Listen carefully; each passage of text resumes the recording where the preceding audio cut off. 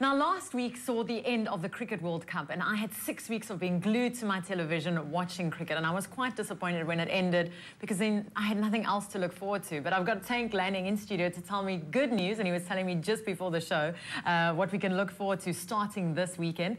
From Sport 24, Tank Lanning, welcome to Expresso. Thanks, Liesl. Good to be back here. Nice to see you again. Last time I saw you was just before my accident, before I fell off my bicycle. It's nice to see you in one piece after seeing all the tweets and the stuff in the press. It's good to see you standing upright. Yeah, I'm still with crutches, but I'm getting there. You've got good news for me. I don't have to be depressed after the cricket ended last week. Well, I don't know if it's such good news. You know, the IPL is an entity in itself. I'm not sure it's been... Exactly. It's more about the dancers, perhaps, than about the cricket. It's about a lot of money. You know, there's definitely 4 guys who are going to be smiling, and Dale Steyn, $1.2 million for 6 weeks' work, as are Jacques Ellis, AB de Villiers and Johan Botha. But it's different this year because every player has been put back in the market and they've had to re-auction themselves. And there's 2 new sides, the Kochi Warriors and the Pune something or other. So there's 10 sides playing. But it's slightly sickening, to be honest, you know, the DLF maximum and all that.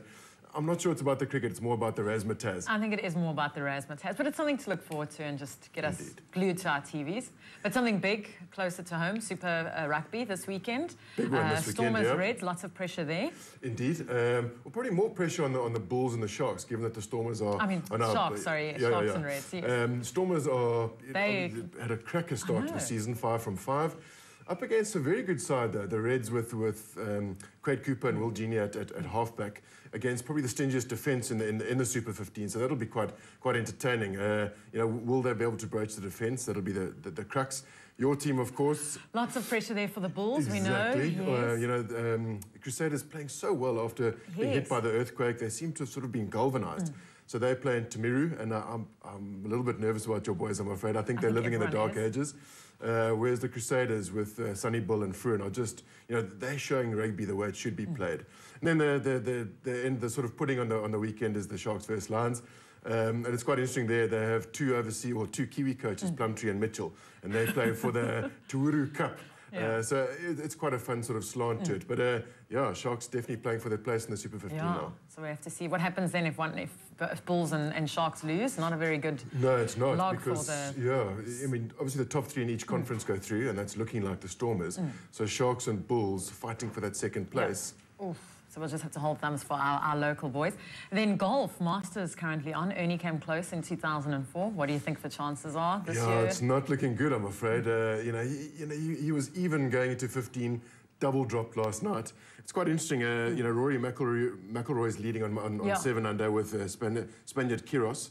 And then the Eastern boys, Yang and Choi, are coming second on 5 under. But South Africans, not bad. I mean, Schwartzel and Emmelman are both 3 under.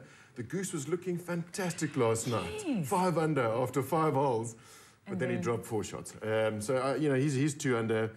Tim Clark, Sabatini, Ernie's actually 3 over, so he's not looking so sharp. Tiger's 1 over. And my boy, actually, that I thought would do well, Martin Keimer, who's #1 in the world from Germany, you know, he's 6 over. He's looking like he's going to miss the cut again. So it's topsy-turvy, but it's the first major of the season. Augusta's looking pristine. And, you know, I think one of the South Africans will be in the mix. Well, I hope so. We definitely need a South African in there. Now, I was laughing at your blog, your new blog posted yesterday, Front Row Shenanigans. Yeah. Please elaborate. It's messy out there. You know, Peter de Villiers started this whole thing by picking John Smit at tight head. And I really think, you know, it's been proven now beyond doubt that he's not a prop.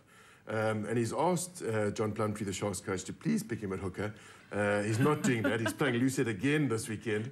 And I just think they're doing everyone a disservice. I mean, John Smit has been a great servant to South African rugby. He's won the World Cup for us under Jake and as captain. And, you know, let's be honest, he's not the #1 hooker. He's certainly not the #1 prop in South Africa. I just think, let's be honest, you know, let's call him a backup hooker. Let's not mess around and play him loosehead and tight head. I mean, the Sharks against the Crusaders a couple of weeks ago was probably the worst scrumming performance I think we've ever seen by a South African team. So let's call a spade a spade. Bismarck's our boy. John Smith's probably going to be our backup hooker. Perhaps it means he can't be captain of the Rugby World Cup squad, but that's a brave call. You know, let's make the call. I think, you know, it's just embarrassing himself, sadly, and perhaps even South African rugby. So it's upsetting me. I think it's upset the Sharks campaign completely, and it might even influence the Rugby World Cup campaign. And I think it's time to make a call and call John Smit a hooker and a backup hooker at that. Well, let's see how they do and what they decide on, and hopefully they've read your blog. Thank you so much for joining us. I know we're going to catch up on Monday, and Monday's a big night for us. UCT, you studied against my team, Tucks, in the Varsity Cup, so we'll get the update on that next week. Thanks so much for joining us, and be glued to your TV this weekend for big sporting weekend. And to find out more, just go to sport24.co.za.